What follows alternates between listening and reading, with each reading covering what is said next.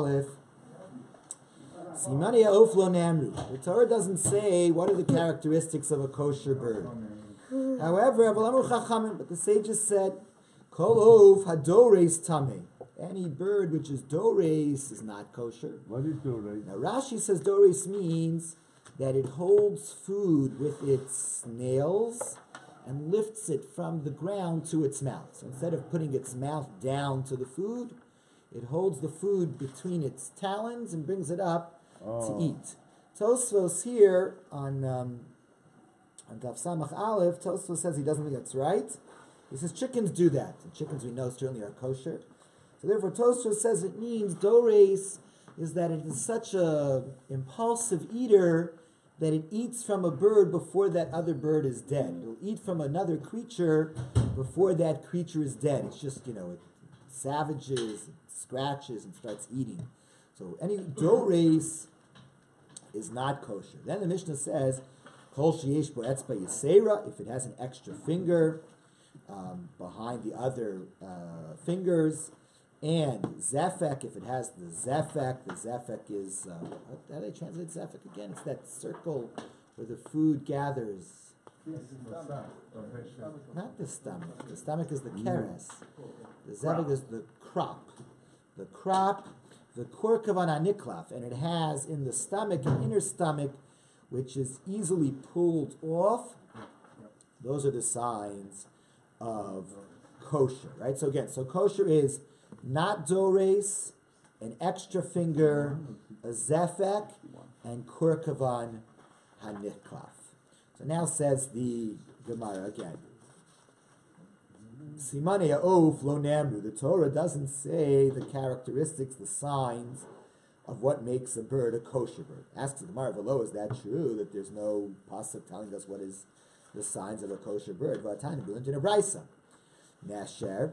The Torah mentions the nesher. The nesher is the eagle, and that's not kosher. So we can learn from it. So not nesher miyuchad she'en lo etzba yisera. The eagle doesn't have an extra finger. And it doesn't have a zefek, it doesn't have a crop. And ein korkavan niklaf, its inner stomach is not peeled off. And it's dores va'ochel. It either eats before something is fully dead, or it eats with its hands, it eats with its fingernails. And the Torah says it's tummy, it's not kosher. So that's the source. Avkol kiyotzebo, if it's like the nesher with these characteristics, it's tummy, it's not kosher. But if it has an extra finger, so then it's not like a nesher. If it has a zefek, if it has a crop, it's not like a nesher. If it's not dores, it's not like a nesher, and then it would be kosher.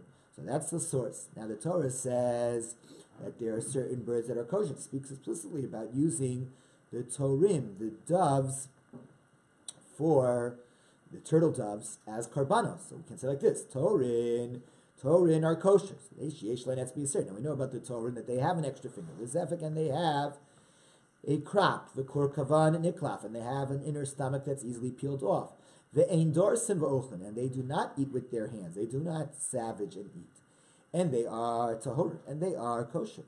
Avkol kiyotze bahen. So anything which is like them, which has all four qualities, would be tahorim, would be kosher. So you see in the brisa that we do have psukim that tell us what is kosher and what's non-kosher. We can derive from torim, we can derive from nesher. So how does the Mishnah say that the signs of the kosher and the non-kosher birds are not mentioned? Abaye explained, Lo nemer pirusha midivrei Torah, ela midivrei sofer. The Torah does mention certain things kosher and other things non-kosher. But the Torah doesn't tell us the underlying rule that these examples display. The Torah doesn't say what are the signs of a bird that's kosher, what's the signs of a bird that's not kosher. It's the rabbis who have to figure it out. They say, well, if the eagle's not kosher, the eagle doesn't have these four qualities, so that means things that don't have these four qualities are the non-kosher. And since the turtle dove is kosher, things that have these four qualities are kosher. But it's not explicitly in the pasuk, it had to be derived, so that's what the Mishnah means, right? It's not explicit that. Contrast it with the animals. With the animals, the Torah says explicitly, ma'alogera, it chews its cud. Mafris parsa, it has a split hoof. So with the animals, the Torah says explicitly what are the qualities. Here the Torah doesn't say explicitly, it just says that the eagle's not kosher. It says that the turtle dove is kosher. So we have to figure out from that what it is. So that's what the Mishnah is saying. It's not explicit in the Torah what are the qualities of a kosher bird and what are the qualities of a non-kosher bird. So now we have a brisa. Tani Reb Chia taught in a brisa. What about Oaf Haba B'Siman Echad? A bird comes in front of us and only has one of the qualities of the kosher bird. Let's say it's not dores, or it has an extra finger, or it has a crop, or it has a cork of a niklaf. It has a stomach that's peeled off. One sign. So then it is tahor. Then it is kosher. If it has one sign, it's already kosher, even though it doesn't have the other signs. Why? Because it's still not similar to the eagle. The Torah says the eagle's not kosher, so nesher de les leklal. The eagle's not kosher because it has all four aspects of the non-kosher. It is dores, it doesn't have an extra finger, it doesn't have a crop, and it doesn't have an inner stomach that's easily peeled off. So nesher de les leklal, the nesher doesn't have any of the kosher qualities. Hudlo teichel, that's what Hashem says, don't eat. But this one, Ika, which has some qualities, even though it's only Di'is even only has one quality, doesn't have the other three qualities, teichel, you're allowed to eat it. So the Gemara says, 1 second, why does Rabbi Chia say that? Go the other way. The leilif mitorin. Why don't we derive from turtle doves? The Torah says turtle doves are kosher. And turtle doves have how many qualities? 4. So we should say, if it doesn't have 4, it's not kosher. Say like this, matorin, turtle doves, tika kulu arba, they have all 4 qualities, and they are kosher. They are not dores, they have an extra finger, they have a crop, and they have an inner stomach that's easily peeled off. So say, that's what Hashem said is kosher. Avhachanami.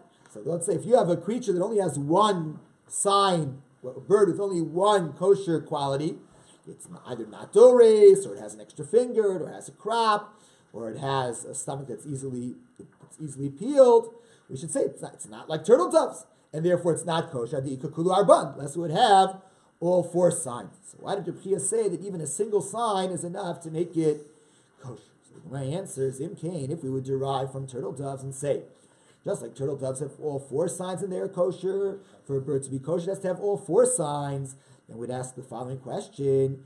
Why did Hashem have to list the 24 non-kosher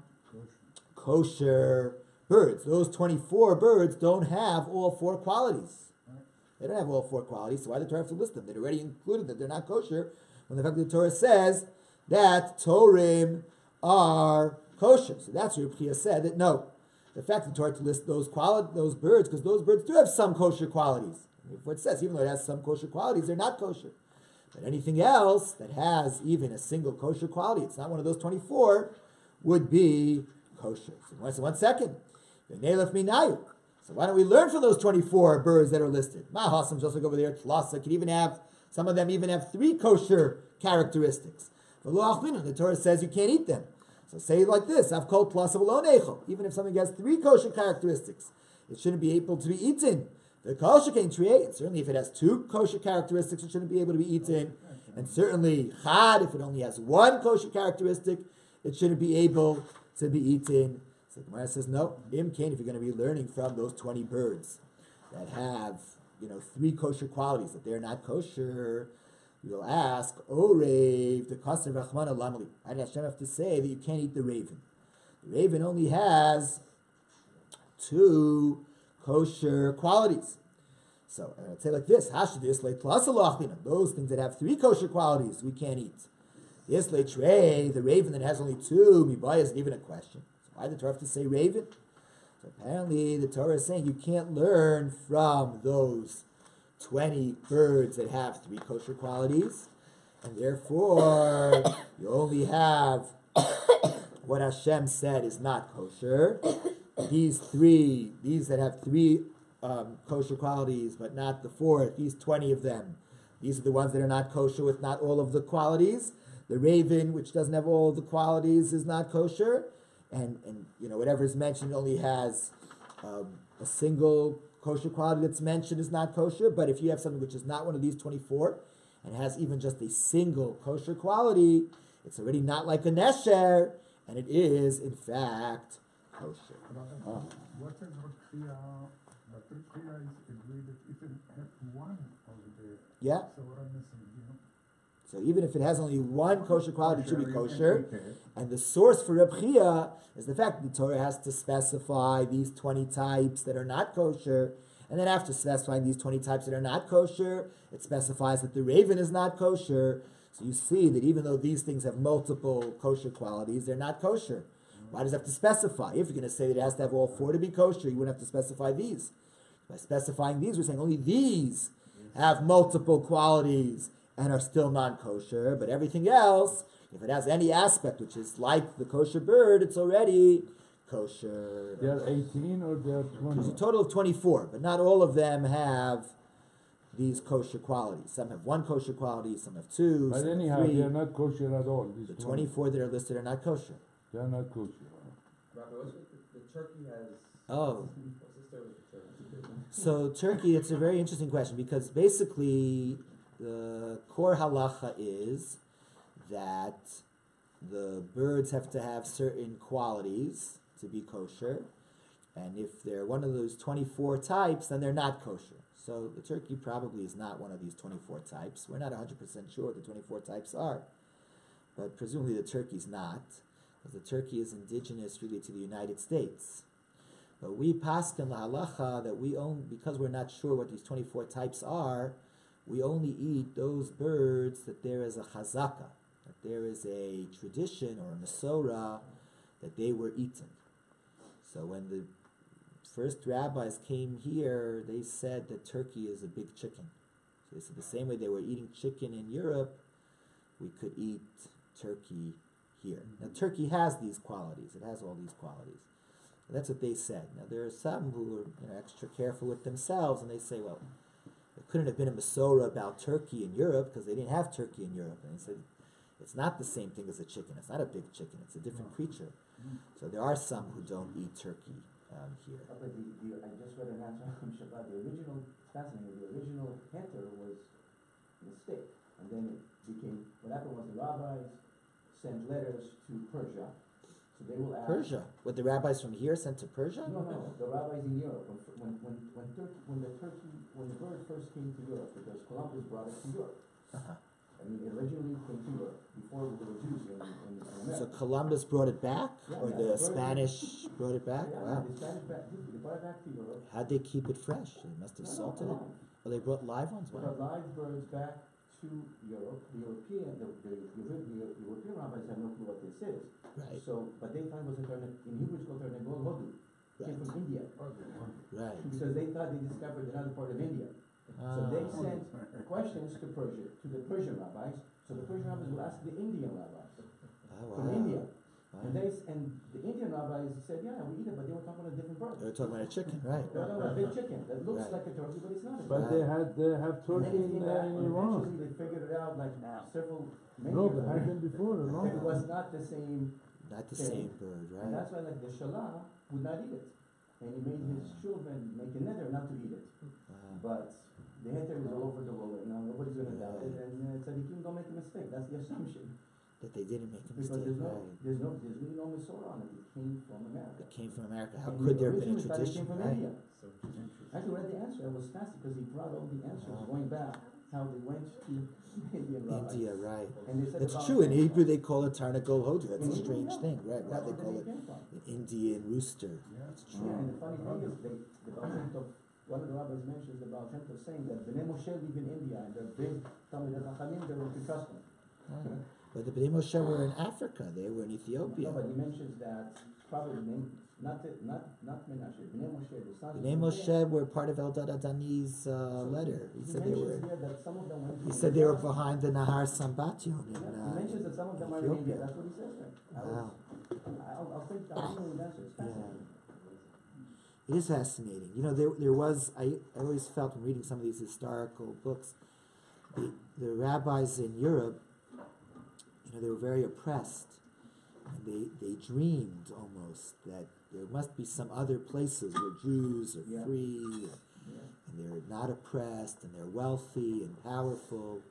they thought that those Jews, maybe they had, they may know more than we do because they're not under so much pressure. Yeah. So the students of the Gra, when they moved to Israel in the early 1800s, they sent a shaliach to Yemen, a shlucha d'Rabbanan, with questions to try to find this group, the Bnei Moshe and the Aseres Hashvatim, to try to restart smicha. They had a whole series of questions. They asked them, so maybe you have traditions, you're safe, you're wealthy, you could help us restart smicha. This shliach d'Rabbanan, he was killed by the Shiites in Yemen in one of the wars between the Shiites and the Sunnis. But that's why. Okay, so Turkey, thank you. So Turkey is, I guess, based on a mistake, thinking that it's a big chicken, but really there is no Masorah on Turkey. But it's not such a big mistake, because remember, the Torah lists explicitly the 24 things that are not kosher, implying that everything else is kosher. And the turkey does have these characteristics. It has a zefek, it has a korkava niklaf. So, So we know those 24 then? We're not sure what those 24 are. I mean, they're listed, but we're not sure. We don't know what these things are referring to. We don't know what all these names are.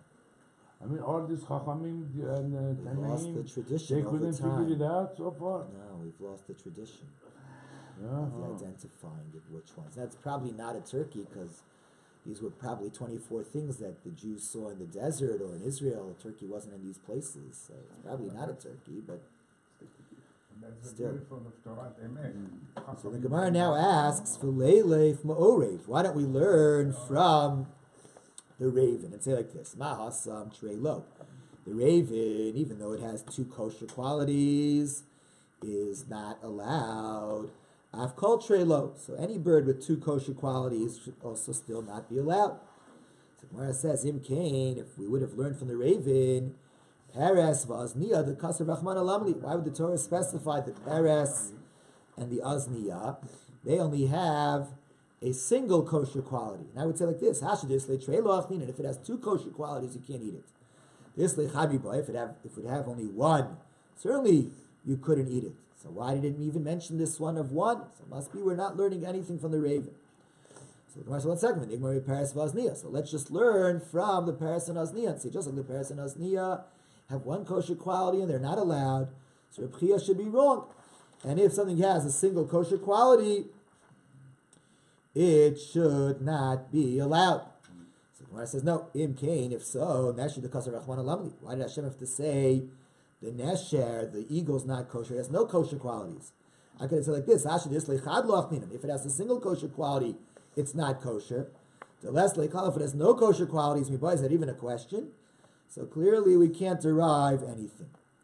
Ella, so the Gemara says, what do you have to say? What Reb Chia said. The eagle, it has no kosher qualities. That's what you can't eat.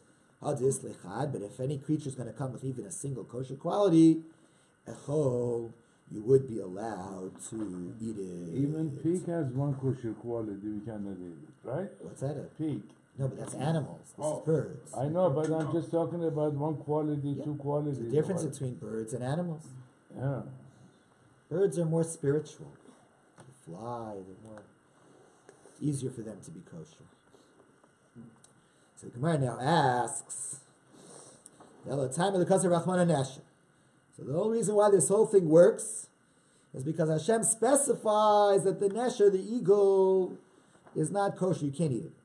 But if Hashem wouldn't have specified that the Nesher can't be eaten, I would have thought to say, let me learn from the Peres and the Azniya, and say, just like the Peres and the Azniya have a single kosher quality, and nevertheless they're not kosher. So to anything with a single kosher quality is not kosher, not like Reb Chia. So I said, what do you mean we would learn from the Peres v'Azniya? We have a rule.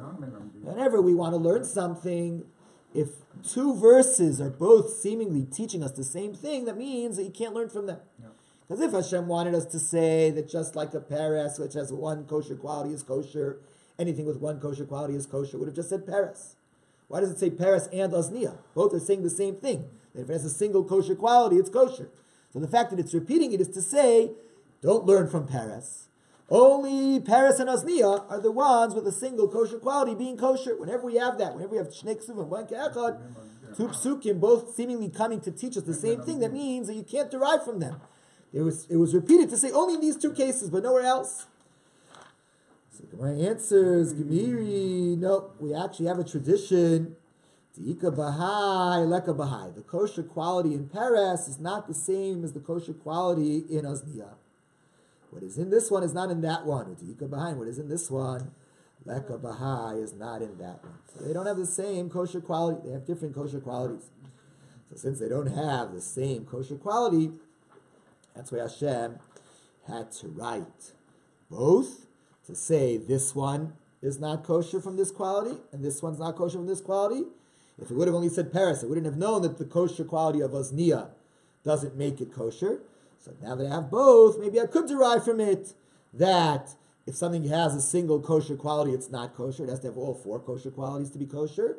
And then the Torah said Nesher, that Nesher, which has no kosher qualities at all, is not kosher. So we see that only Nesher is not kosher, but anything with a single kosher quality is kosher. Okay, Mechdi, let's take a look.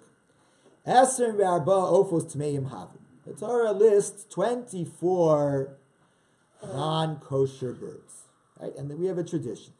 And most of these non-kosher birds have 3 kosher qualities. And we have a tradition that the Nesher, that has no kosher qualities. And the Orev has 2 kosher qualities. And the Paris and the Osnia each have a single kosher quality. And the single kosher quality of this one is not the single kosher quality of that one. So now the Gemara asks, it's not possible that one of these, whatever the kosher quality is in the Paris or in the Osnia, it's got to exist in one of these other 20 kosher birds, 20 unkosher birds.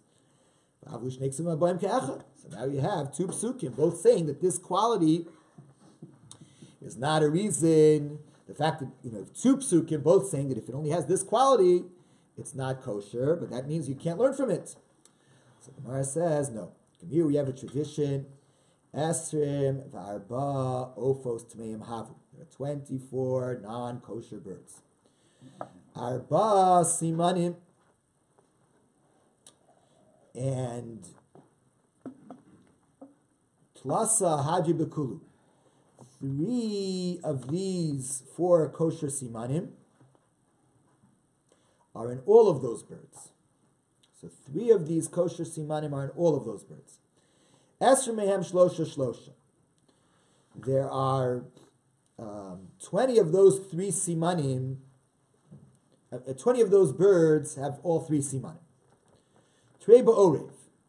In the raven, there are 2 of these 3 simanim. And chad beperes, there's 1 of these 3 simanim, 1 of these 3 qualities in the peres, v'chad ba'osniya. And there's 1 of these 3 simanim in the osniya. Di'isa behei, the one that's in the peres, less of a ha, is not in the osniya. What's in the osniya is not in the peres. And therefore,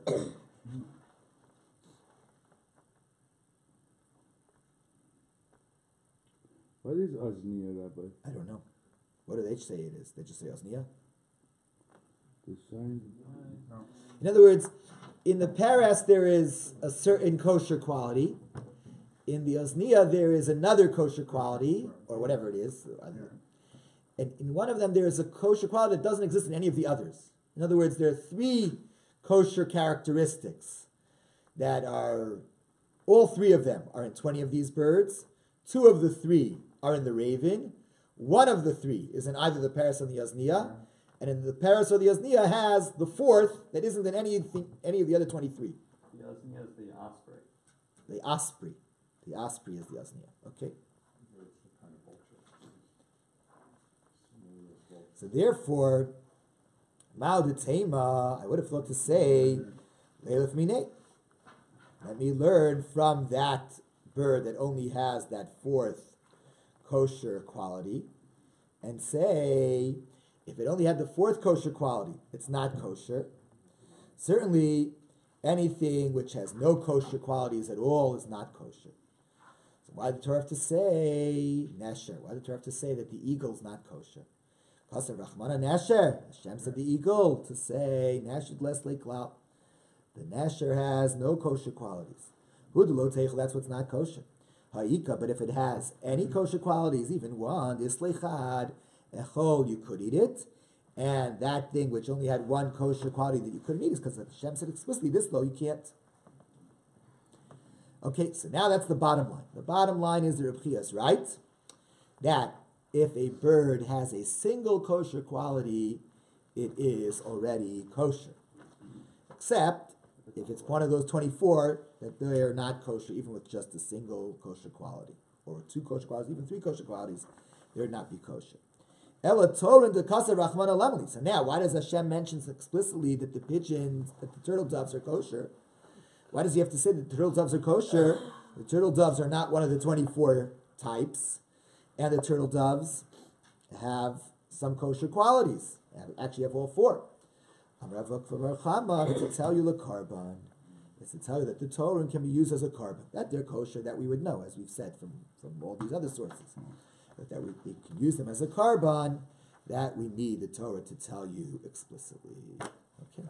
The Torah, Completes the daf.